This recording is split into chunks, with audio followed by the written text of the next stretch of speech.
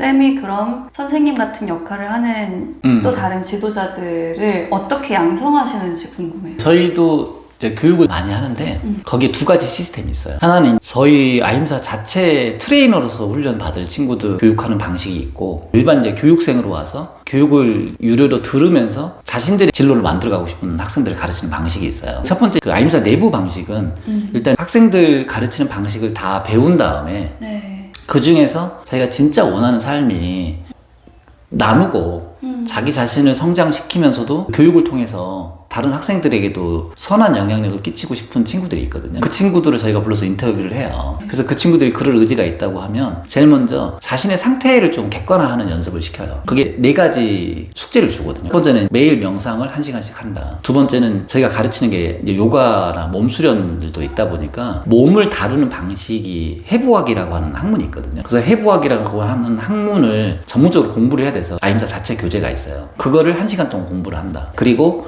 몸 수련도 매일 1시간 동안 직접 몸을 써보고 몸의 느낌이나 상태를 해부학적으로 이해를 해서 매칭을 시켜놔야 되거든요. 그래야지 학생들에게 가르쳤을 때 몸에 대한 거를 정확하게 가이드할 수 있어요. 안전하고 행복하게. 그 다음에 마음을 단련시키는 방법 중에 하나는 좋은 책을 읽는 거예요. 그래서 이제 아임사에서 지정한 좋은 책들이 있거든요. 그 책들을 하루에 1시간씩 매일 읽게 해요. 네. 보통 이제 그 과정이 뭐 짧게는 3개월, 뭐 6개월, 1년 이런 식으로 사람의 특성에 따라서 나눠져 있는데 이 4가지를 하루에 4시간, 이걸 단 하루도 빠지지 않고 스트레이트로 하게 해요. 그 정도 해서 100일 정도를 지켜보면 여기서 이거를 도저히 못 해내는 친구들이 있거든요. 그럼 일단은 저희는 내부적으로 트레이너로 훈련을 시키진 않아요. 왜냐면 제가 선생님이나 트레이너한테 가장 중요하게 생각하는 거는 실력이나 콘텐츠에 대한 이해가 아니고 안정성이에요. 매일 똑같은 루틴을 매일 반복할 수 있는 그것이 저는 내적인 안정성이라고 보거든요. 왜냐하면 선생님의 역할 중에 여러 가지가 있지만 학생들은 자기 상태에 따라서 이렇게 널뛰기를 할 때가 되게 많아요. 근데 선생님이 아무리 지식이나 정보가 잘 정리가 돼 있다 하더라도 선생님이 학생들하고 똑같이 널뛰기를 해버리면 좋은 수업이 안 돼요. 그래서 선생님이 다른 것보다 안정적으로 의식 상태를 유지하고 안정적으로 학생들을 바라보고 대하는 훈련이 돼 있어야 되거든요. 근데 그게 매일 4시간 동안 똑같은 일과를 100일 동안 빠지지 않고 한다, 뭐 1년 동안 빠지지 않고 한다 생각을 해보세요. 몸이 아플 때도 있고 뭐 개인적인 일들이 생길 수도 있고 가족 행사가 있을 수도 있고 그런 다양한 변수들이 있잖아요. 그것들을 100일 동안 스트레이트로 한다, 6개월을 한다, 1년을 한다 하면 그러면 이미 그 안정성이라는 부분은 저는 검증이 끝났다고 보는 거예요. 그래서 첫 번째로 그 안정성을 이제 저희 아임사 내부 트레이너들한테는 훈련을 시키고요. 두 번째는 일주일에 한 번씩 독대라고 하는 피드백 시간을 가져요. 이 학생들한테 매일 저희가 4시간 과제를 주잖아요. 이때 하나가 추가가 되는 게 뭐냐면 매일 내가 아침부터 저녁까지 시간 단위로 1시간 단위든 이렇게 굵직하게 나는 어떤 일을 했고 그때 내 마음 상태는 어땠습니다 라고 쓰는 그게 있고, 그리고 전체적으로 내가 오늘 하루를 보내면서 느꼈던 내 자신의 부대낌, 한계, 좋은 거, 나쁜 거를 마음 구조 분석 리포트라는 걸 통해서 쓰게 해서 매일 자기 자신을 한번 객관화 시켜보는 시간을 가져가거든요. 그러면 매일매일 제가 읽어보고 일주일 정도 쌓이면 일주일에 한번 마음 구조 분석 리포트를 기반으로 그 트레이너 받고 있는 트레이니가 해결 못한 문제나 아니면 장애를 겪고 있는 문제들을 오픈을 해서 같이 얘기를 나눠봐요. 여러 명이서 다 나누는 거죠. 근데 저희 교육은 기본적으로 오픈 교육이에요. 왜냐하면 개인적으로 얘기를 해주는 것도 좋은데 오픈 교육의 장점이 다른 사람들의 케이스를 임상을 경험할 수 있거든. 다른 트레이니 A는 트레이니 B, C, D와 무엇이 다른가. 트레이니 A 입장에서 자기 얘기를 할 때 트레이니 B, C, D가 자기를 보고 있잖아요. 네. 그러면 선의의 경쟁이라는 것도 있고 그게 본의 아니게 메타인지를 발휘하더라고요. 제가 개인적으로 불러서 얘기를 하면 메타인지가 안 돼서 감정적으로 막 빠지거나 자기 고집을 부리거나 그런 친구들이 많았었거든요. 그래서 제가 트레이니 방식을 바꿔준 게 모든 사람 트레이니들이 모여서 단체로 이렇게 피드백을 하면 그때 자기 자신을 남들이 보고 있다는 걸 의식하잖아요. 그러면서부터 감정적으로 빠지거나 부정적인 생각이나 이런 쪽으로 빠지는 거를 꽉 붙들어매는 그걸 봤거든요.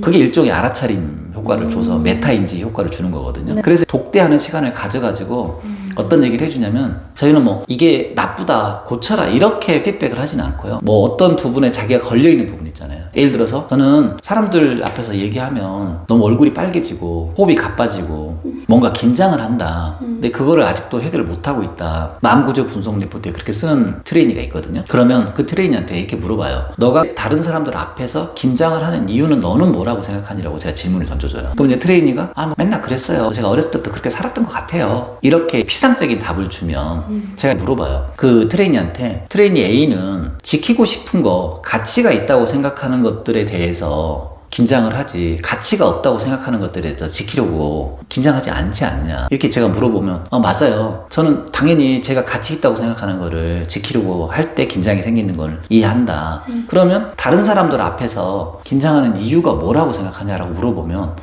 이렇게 답이 바뀌어요. 사실은 저는 누가 이 얘기 했을 때 저한테 틀렸다고 얘기하는 게 싫다. 아니면 내가 잘못했다고 지적을 받는 게 내가 부족하다는 생각이 들고 뭔가 열등하다는 생각이 들어서 그게 자기는 너무 불편하고 힘들다. 그래서 그 얘기를 듣지 않기 위해서 그들이 생각할 수 있는 어떤 피드백이나 부족하다는 그 포인트를 최대한 자기는 커버하고 싶다고 얘기를 해요. 그래서 제가 이제 항상 해주는 답은 뭐냐면 우리 중에서 아무리 준비를 잘한다고 해도 그 분야의 전문가 나보다 앞서가거나 다른 경험을 가진 사람들의 이해나 관점을 우리가 어떻게 다 커버할 수 있겠냐. 우리는 대비할 수는 없다. 우리는 그저 대응할 뿐이다. 내가 현재 이해하고 경험하고 알고 있는 것들을 편안하게 드러내고 상대를 통해서 피드백을 받으면 부족한 거는 내가 공부를 더 하거나 바꿔가면 되는 거지. 그거를 숨기려고 하거나 부족한 거를 안 보여주려고 하는 건 답은 아니지 않냐. 너는 어떻게 생각하냐고 이렇게 제 의견을 말하고 상대 의견을 물어보거든요. 계속 질의응답식이네요. 맞아요. 그래서 질의응답을 해서 스스로 자기가 무엇을 지키려고 하고 있고 어떤 걸 방어하고 있는지를 스스로 찾아내게 하고 지키려고 하거나 방어하고자 하는 것들이 과연 정말 내가 지킬 가치가 있거나 방어할 가치가 있는지에 대해서 계속 질문을 던져주는 거예요.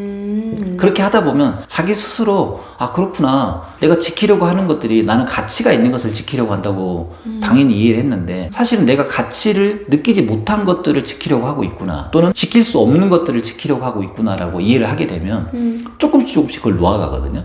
그러면 오늘 피드백을 받았잖아요. 그러면 다음 일주일에 시간을 보내면서 이 주제를 조금 더 깊이 생각해서 다음 일주일 동안 어떻게 내가 생활을 했고 태도나 생각이나 의식이 어떻게 바뀌었는지를 다시 한번 마음구조 분석 리포트를 쓰게 해요. 그렇게 해서 계속 그 피드백의 깊이를 깊게 만들어가는 거죠. 같은 사안에 대해서 계속 맞아요. 성찰하게끔 하는 거죠. 일종의 이제 패턴 드릴이라고 해서 자기가 가지고 있는 의식의 패턴이나 어떤 행동의 패턴들이 있잖아요. 네. 그게 정리가 안 되니까 대충 짚어주고 넘어가 버리면 정리가 안 된 상태로 다 이렇게 펜딩돼 있거든요.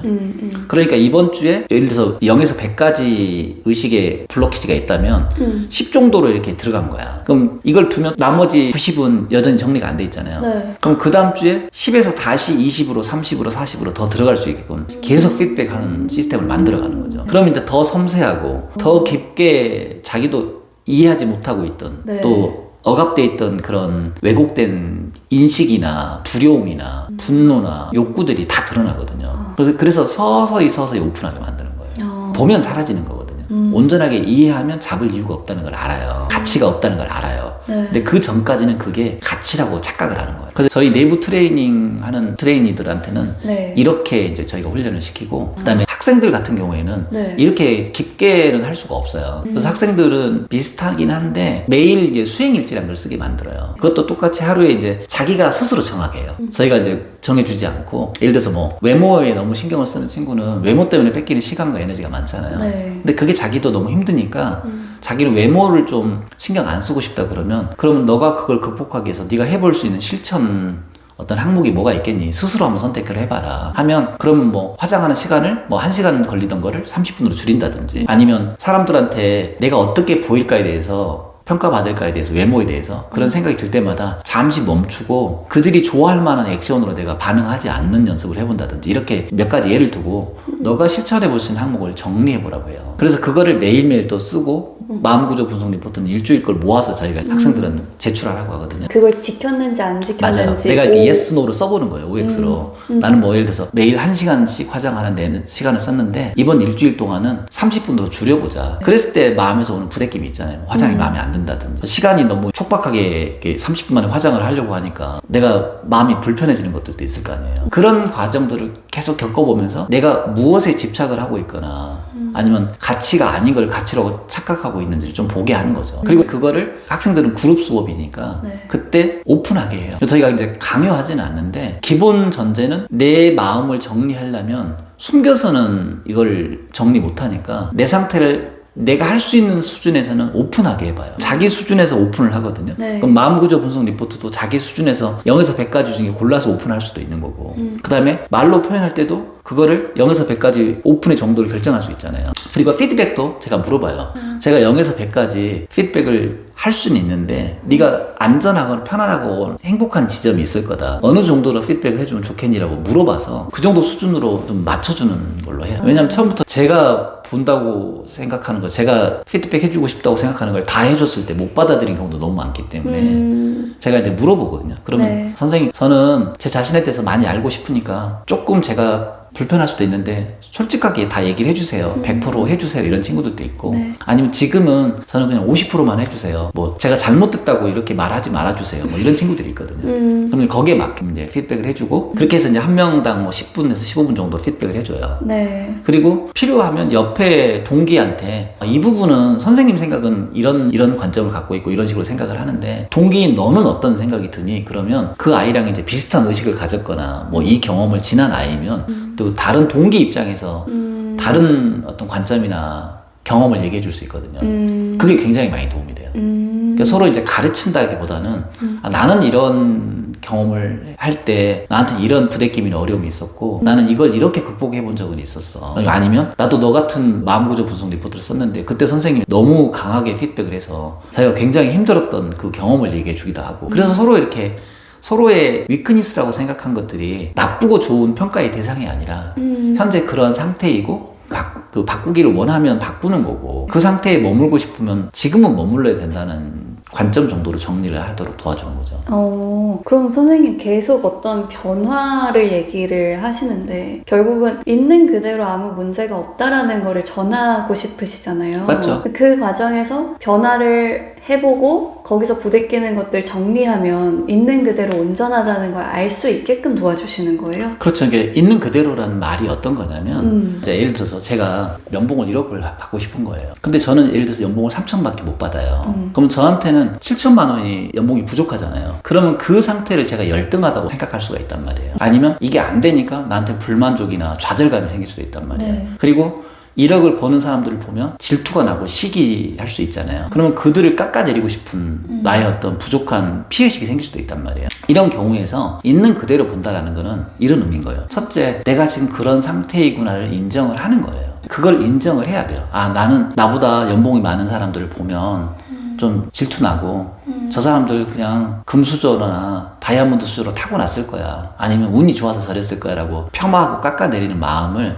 솔직하게 인정하자. 그리고 그것이 피해의식인 걸 인정하자. 이게 이제 첫 번째 있는 그대로 보는 거고 두 번째 있는 그대로 본다는 건 뭐냐면 현재 내 상태는 지금까지 내가 지은 원인이 3천만 원의 연봉을 받을 수밖에 없는 상태인 거를 인정하는 거예요. 그러니까 원인이 있으니까 원인에 따른 결과가 있잖아요. 내가 3천만 원 연봉이 준하는 노력이나 공부나 시도를 했으니까 거기에 준하는 3천만 원의 연봉이 된 거잖아요. 그럼 이걸 인정하는 순간 나는 열등하거나 부족한 사람이 아니라 원인에 대한 결과를 경험하고 있으니까 이걸 인정하면 있는 그대로 인정이 되는 거예요. 그 다음에 이게 인정이 된 다음에 그렇다면 내가 원하는 게 연봉이 1억이야. 그러면 여기서 3천만 원에서 1억 연봉을 벌기 위해서 내가 무엇을 하면 될까를 질문하는 거예요. 근데 이 알아차림이 안 되면 1억 연봉을 받고 있는 사람들을 시기하거나 폄하하거나 질투한단 말이에요. 여기 에너지를 다 뺏기면 정작 자기는 1억을 연봉을 받고 싶다고 하지만 원인을 또 뭘 쌓냐면 남을 시기하고 질투하는 데 에너지를 써버리니까 연봉을 올리는 데 에너지를 쓰지 못하는 거예요. 이게 있는 그대로를 못 보는 상태란 말이에요. 네. 그래서 이제 이 연습을 계속 시키는 거죠. 어떤 사람은 이런 거예요. 여태까지 내가 1억을 원했던 거는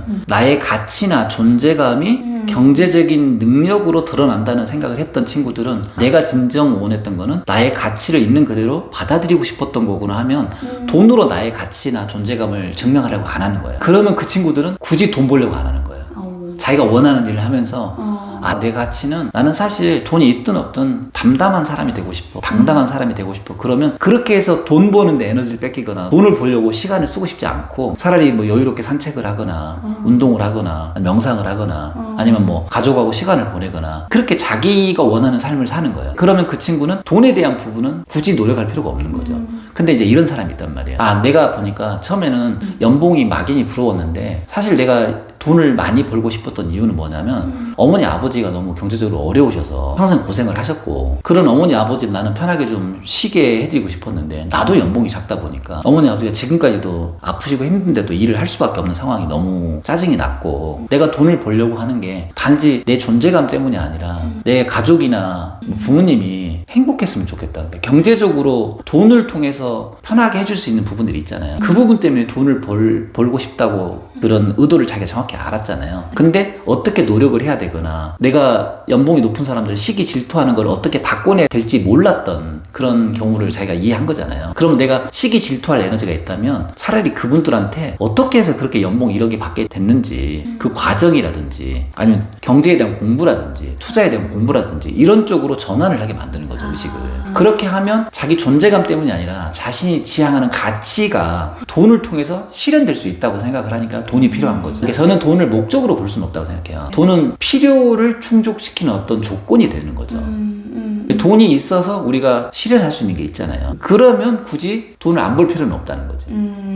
저희도 요가원에서 도네이션 하는 게 몇 가지가 있거든요. 물 부족 국가 아이들을 위해서 지원하는 것들도 있고 그 다음에 요가나 명상은 아직까지도 그 수강생들이 여성분들이 많으니까 여성들을 통해서 저희가 직업을 갖고 있잖아요. 여성들에게 도움이 될 만한 도네이션을 하고 싶어서 생리대 지원 사업 같은 거를 네. 지금 뭐 몇 년째 계속 하고 있거든요. 그런 식으로 선한 영향력을 나누고 싶은데 네. 만일에 저희가 경제력이 안 돼서 마음뿐이지 그렇게 못 나누는 것보다는 경제적인 부분을 우리가 키울 수 있는 부분은 키워서 도네이션도 하고 환원도 한다면 저는 이게 선순환이라고 생각을 하는 거예요. 그래서 결국은 돈은 목적이 될 수는 없지만 돈이라는 걸 통해서 우리가 어떤 필요를 만족시킬 수 있는가 이걸 본다면 저는 경제적인 부분은 선순환이 될 수 있다고 생각하거든요. 결국 내부 트레이너를 기르는 과정도 학생들을 교육하는 과정도 그들이 진정 원하는 게 무엇인지를 더 명확하게 알아가는 과정으로 느껴지네요. 그렇죠. 맞죠. 결국은 명상이 지향하는 거는 물론 궁극적인 명상에서는 깨달음이라고 하는 나의 정체성, 나는 무엇이고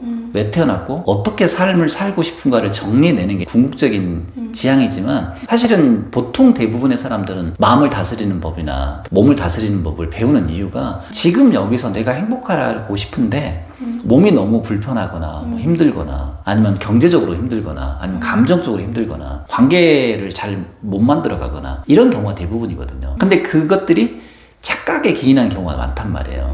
내가 이루고 싶은 거는 사랑하고 소통하고 공감하는 것이고 조금 더 경제적으로 여유가 있고 시간적인 여유가 있고 가족이나 연인과 시간을 보내고 싶은 이런 소박한 꿈들을 갖고 있는데 그들이 그렇게 못하는 이유가 능력의 문제가 아니라 바라보는 관점이나 원인에 대한 결과에 대한 이해가 없으니까 욕심만 있고 원하는 것만 있지 그 과정을 철저하게 내가 이렇게 준비를 하거나 지키려고 하지 않는 거예요. 그래서 그 과정을 피드백을 해주고 그 생각을 피드백해주는 과정에서 자신이 무엇을 놓치고 있는지를 알게 해서 자신이 원하는 삶을 찾아가게 하는 거죠.